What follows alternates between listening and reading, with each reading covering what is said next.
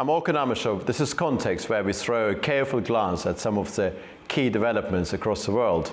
Now we turn our attention to the Islamic Republic of Iran, where discussions on the necessity of giving local languages spoken by ethnic minorities some form of official recognition have never ceased to be central to this nation's identity and some of its constantly gurgling internal ethno-political dynamics. Last month, on the 26th of February, Iran's Islamic Consultative Assembly debated a bill that sought to integrate the literature of ethnic and indigenous groups into the national curriculum. Despite garnering 104 votes in favor, the proposal was ultimately rejected by 130 lawmakers, with 5 abstaining. This outcome seems to reflect deeper tensions within Iranian society between cultural preservation and national unity, between linguistic diversity and centralized education. Proponents of the bill argued that recognizing ethnic literary traditions would foster inclusivity and strengthen Iran's multicultural fabric. Critics, however, warned of potential fragmentation, asserting that a unified educational system is crucial for national cohesion. At the heart of the debate lies a fundamental question: to what extent should a nation accommodate its diverse voices while maintaining a singular national identity? As we dissect the implications of this legislative decision, it's crucial to explore both the motivations and anxieties that shape this vote. How does this rejection resonate with Iran's ethnic communities? What does it reveal about the state's approach to cultural pluralism? And most importantly, what are the long-term consequences for Iran's social and political landscape? Joining me now is Mohammed Shamseddin, regional journalist, joining from Beirut, Lebanon. Welcome to Context, Mr. Shamseddin. Hello. My first question to you is going to be about the arguments in favor of this bill and arguments against this bill. So what's your take on the main arguments presented by lawmakers who voted against it, and those arguments that were employed by those who were defending its adoption? First of all, we must remember that Iran is all Persia. They are a very nationalist people. They believe strongly in their own traditions, their own language. They do not prefer other languages. Also, history have told us that they are a little bit of arrogant nation when they were the Persian Empire. Now, Iran has a lot of backers for this referendum. A lot of people are actually supporting this idea, but the majority is a conservative nation. So the conservatives right now, even if they had a slight possibility of thinking about implementing this law, now after all what happened in the Middle East, after Iran has lost they haven't lost them, but they have been weakened, Hezbollah and Hamas, they have lost the Assad regime in Syria. So I don't think now we have the people of Iran has a chance to pass this law. It's actually, actually unsuspending the 95th, I think it's in the Constitution, the 95th referendum in the Constitution. I'm not sure about which number is it. But now, with all the pressure that Iran is under, the conservatives will take a more extreme position against laws like this. They want to keep the conservation of the Persian or the Iranian people. The proposal was debated last month on the 26th of February. 130 lawmakers voted against this bill, whereas 104 of them voted in favor. So there was actually the element of debate, element of dichotomy. That's what I referred to. So back to the original conversation. The Constitution of the Islamic Republic of Iran asserts that the Persian language must be used for schooling and for all official government communications. It has also also recognize Arabic as a language of Islam, but it doesn't assign any formal status to any of the local languages. What do you make of that argument that it is actually, formally at least, in line with Iranian constitution that languages like Azerbaijani and other languages spoken by the substantial majority of Iranian population should be given some sort of official recognition? Does it go against the fundamentals of the Islamic Republic of Iran, or is it a matter which could be sorted out in advance in due course in line with what is described as a fundamental law of the current system that exists in Iran? Yeah. I don't think it's against the fundamental law of Iran. It's actually in the Iranian constitution. It's just being suspended right now. I think in the future there might be a way to implement this law to get the majority or 60% of the people of Iran to get the right with other languages. My personal belief is that languages are a great thing. They should. People has the right to choose the language they want to speak with or interact with other people with. They also should have the right to learn it and study it in schools and in all official government facilities. Right now, I believe Iran is under a lot of pressure. I do not believe in at least about 4 or 5 years, Iran will pass this law. Maybe after Iran sees there is a low pressure on it from the global community, especially from USA, maybe they will implement reformed laws like this one. The reformists in Iran are gaining a lot of momentum recently, especially because of the great losses they had.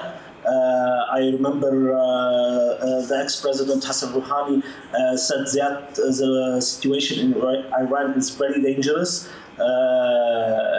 especially because of U.S. sanctions. So yes, there will be a window for this law in the near future, but at least not with Trump being the president of the USA at the moment, as he is taking an extreme pressure on Iran. He having extreme pressure on Iran right now. So I don't think the conservatives of Iran will let a reformed law like this one pass in the meantime. So because in the future, there is a window for this law. Maybe if there is some new, let's say, new protest against the regime in Iran, maybe it will be passed one of the reformed laws to please the public. Other than that, in the moment, I don't think this law will be passed. Sure. So there's an internal aspect to this. Who is in charge of the country? Whether conservatives or liberals or relative liberals are pulling the strings, and also international context, as you described. Iran is a fascinating country in many ways, is it not? It's quite extraordinary that the Iran's president, Mr. Pezeshkian, is of partial Azerbaijani descent. He likes to recite Azerbaijani poems, but sometimes he's actually stopped from reciting those Azerbaijani poems. What is very extraordinary about Iran is that it's perfectly possible for somebody of Azerbaijani descent to be the president of Islamic Republic of Iran, but still, when it comes to giving Azerbaijani Turkic language some official status, Iran is very reticent. How would you explain this paradox? But it's simple.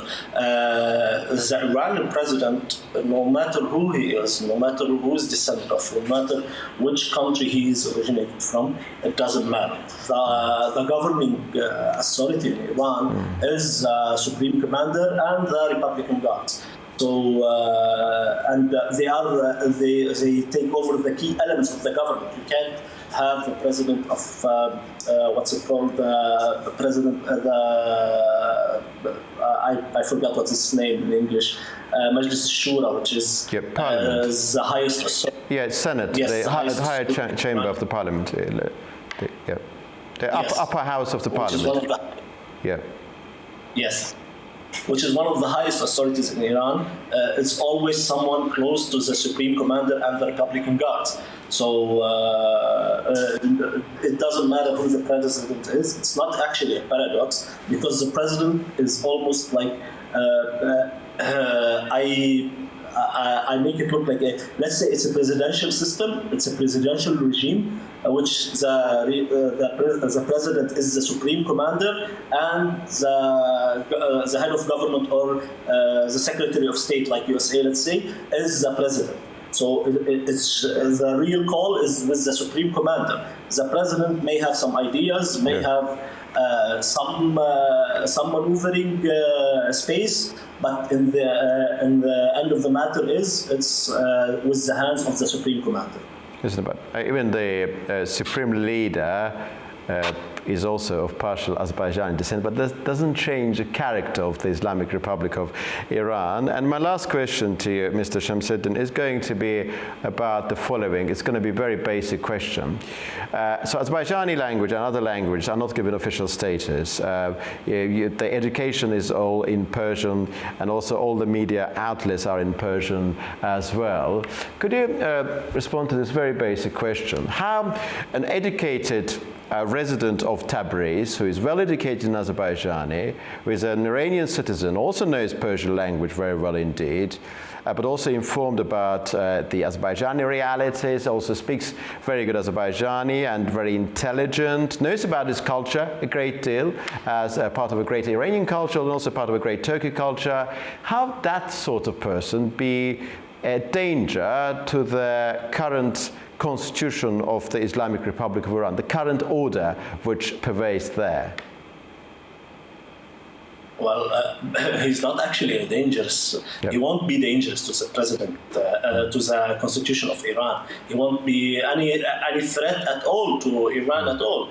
Languages never has been a threat to any country, in my opinion. But I think the conservatives of Iran are still rigid with their ideals about how they should run the state.